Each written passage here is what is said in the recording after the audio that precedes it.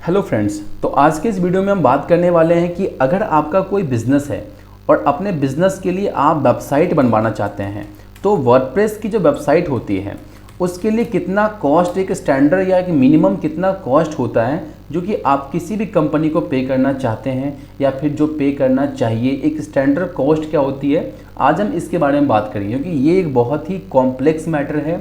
इसके बारे में कोई भी कंपनी खुल के बात नहीं करती है, लेकिन हम इसके बारे में आपको एक आइडिया दे सकते हैं कि इसका कॉस्ट का कैलकुलेशन कैसे होता है, खास करके जब आपकी वेबसाइट वर्डप्रेस में बन रही है।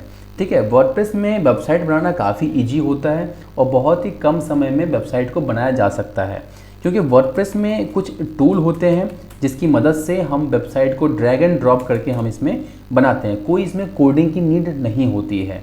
ठीक है, अगर थोड़ी सी भी स्किल्स को ध्यान में रखते हुए थोड़ा टाइम निकाल के अगर इस पे काम किया जाए तो बहुत ही कम समय में कोई भी वर्डप्रेस पे वेबसाइट खुद का भी बना के काम कर सकता है। बट फिर भी आज हम बात करने वाले हैं कि अगर आप वर्डप्रेस की वेबसाइट किसी भी कंपनी से बनवाते हैं तो उसके लिए कितना आपका कॉस्ट होना चाहिए, हम इस बारे में बात करेंगे।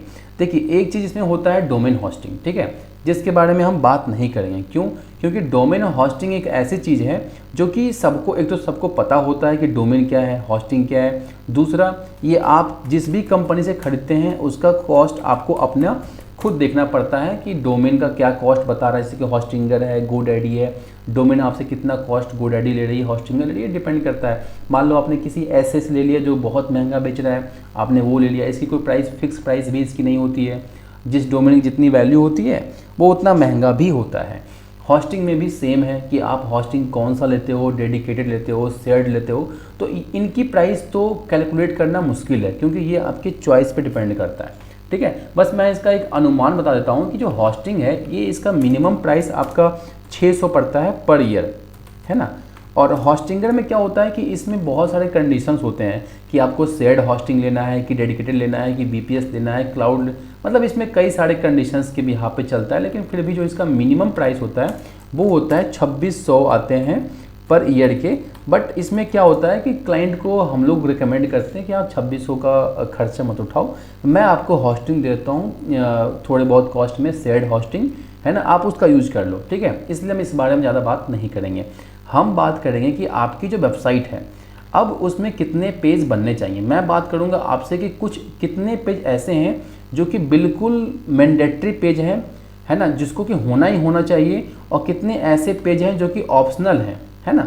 तो ऑप्शनल के बारे में बात करेंगे, है ना, और जो रिक्वायर्ड है जो कि हर वेबसाइट में होने ही चाहिए, हम इसके बारे में भी बात करेंगे। और इसके बाद हम बात करेंगे कि इसमें एडिशनल में और क्या क्या होना चाहिए। ठीक है, हम इसके बारे में बात करेंगे। 3 पार्ट में ही आपकी इन चीज़ों को मैं क्लियर कर दूंगा। ठीक है, कि किसी वेबसाइट में रिक्वायर्ड पेज कौन कौन से होते हैं, ऑप्शनल कौन कौन से होते हैं, और इसमें एडिशनल में और कौन कौन से फीचर्स होते हैं जिससे कि हमारे बिजनेस को एक अच्छा लुक मिलता है वेबसाइट को, जो कि आप अपने किसी भी क्लाइंट को शेयर करते हैं तो फिर उनको आपके बिजनेस के बारे में, आपके बारे में ऑलमोस्ट सारी जानकारी उनको मिल जाती है। तो रिक्वायर्ड पेज में जो आता है हम पहले उसकी बात करते हैं। देखिए, सबसे ज़्यादा रिक्वायर्ड पेज है जिसमें सबसे ज़्यादा क्रिएटिविटी चाहिए वो है हमारा होम पेज। इसके बाद आपका अबाउट अस, ये बहुत ज़्यादा, दोनों पेज बहुत इंपॉर्टेंट, मतलब जो मैं रिक्वायर्ड बता रहा हूँ वो सभी के सभी बहुत इंपॉर्टेंट है। लगभग जो क्लाइंट होते हैं वो आपके वेबसाइट के इन पेज को विजिट करते ही करते हैं। आपके सर्विसेज के पेज जिसमें आपकी सारी सर्विसेज की लिस्ट होती है, उसके बारे में एक छोटा सा पैराग्राफ होता है, एक इमेज भी होता है ना। फिर कॉन्टैक्ट अस, जहाँ से कि आपको कॉन्टैक्ट किया जा सके, जो कि सबसे ज़्यादा इम्पॉर्टेंट है। अगर हम बाकी चीज़ों को छोड़ के देखें कि सबसे ज़्यादा मेन कौन है जहाँ से लोग हमें कनेक्ट करते हैं, तो वो है आपका ये कॉन्टैक्ट अस पेज। ठीक है, इसके बाद आता है टर्म्स एंड कंडीशन। ये इसलिए ज़्यादा इम्पॉर्टेंट है क्योंकि अगर आप मान लीजिए कि आप पेमेंट गेटवे के लिए कहीं अप्लाई करते हैं या फिर कोई भी अपने कंपनी कहीं रजिस्ट्रेशन के लिए अप्लाई करते हैं तो आपसे ये टर्म्स कंडीशन के पेजेस मांगे जाते हैं। उसके बाद एक होता है हमारा प्राइवेसी पॉलिसी। ये पेज आपके हो गए बहुत ज़्यादा इम्पॉर्टेंट है। ठीक है ना, ये आपके वो पेज हैं जो कि रिक्वायर्ड में आते हैं। अब हम बात करते हैं कि आपके ऑप्शनल कौन कौन से पेज हैं उसके बारे में बात करते हैं। ठीक है ना, देखिए आइए, यहाँ पे आपके सबसे ज़्यादा जो मतलब ऑप्शनल में आते हैं वो है हमारे गैलरी का पेज।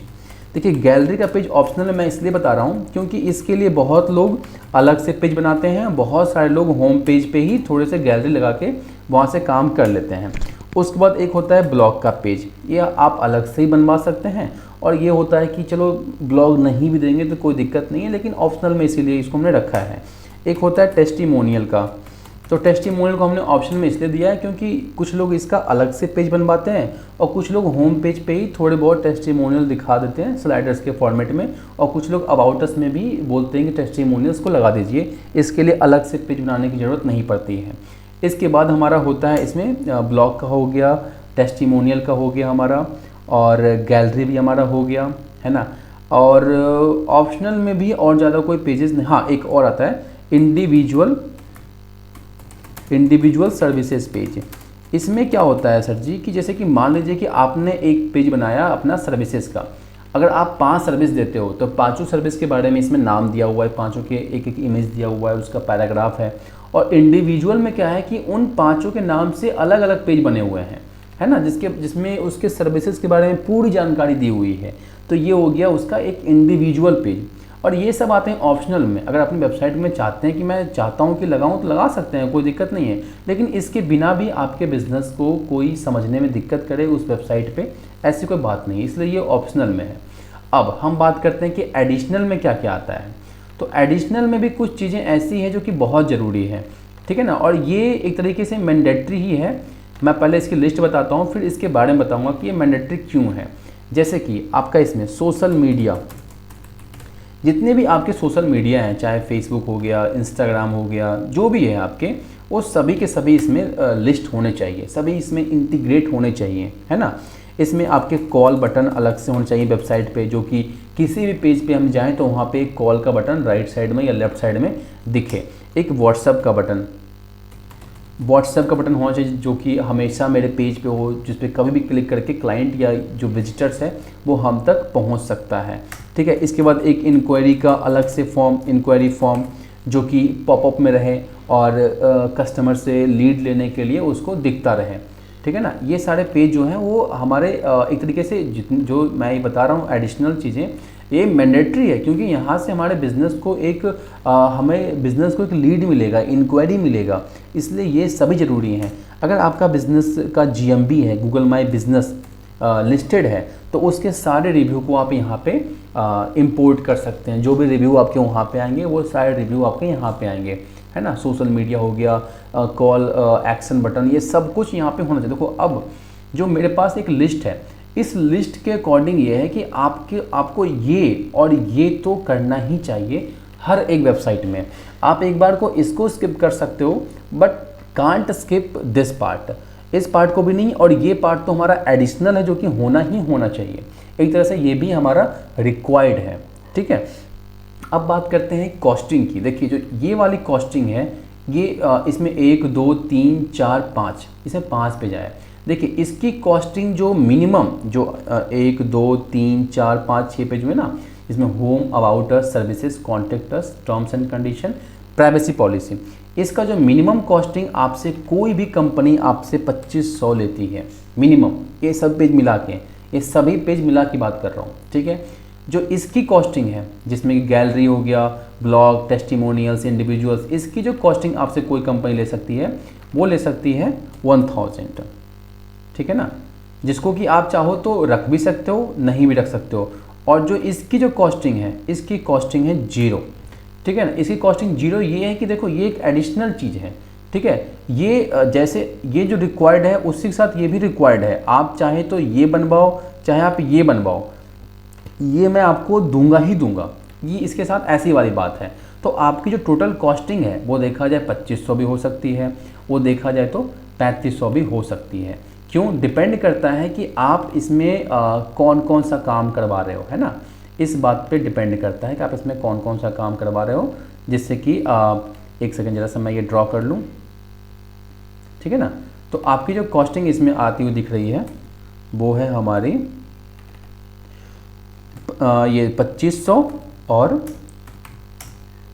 एक हमारा है 3500, टोटल का, ठीक है ना। अब जब मान लीजिए आप काम करवाएंगे, मान लीजिए हमसे काम करवाएं या किसी भी एजेंसी से आप काम करवाएंगे, तो जो आपका इतने काम का जो एक कॉस्टिंग होना चाहिए वो इतना ही कॉस्टिंग होना चाहिए, मैक्स टू मैक्स और मिन जो भी है, ठीक है। क्योंकि वर्डप्रेस में जो काम होता है बहुत ही फास्ट होता है, इसकी एसईओ भी काफ़ी अच्छी होती है वर्डप्रेस की, एंड इसको कोई भी यूज़ कर सकता है। वेबसाइट जब हम लोग बना के क्लाइंट को डिलीवर कर देते हैं तो कुछ टाइम बाद छोटे मोटे चेंजेस मैं सुनता हूँ, कई बार क्लाइंट मुझे बोलते हैं कि वो काम मैंने खुद से कर लिया, क्योंकि वो चीज़ काफ़ी ईजी होती है। यूट्यूब पर थोड़ा बहुत वीडियो देख लेते हैं, थोड़ा बहुत हम भी गाइड कर देते हैं और फिर अपना वो काम वहाँ से थोड़ा बहुत कर लेते हैं, ठीक है ना। तो ये है इसकी एक कॉस्टिंग जो कि हमने आपको बताया। तो ये है एक मिनिमम कॉस्टिंग।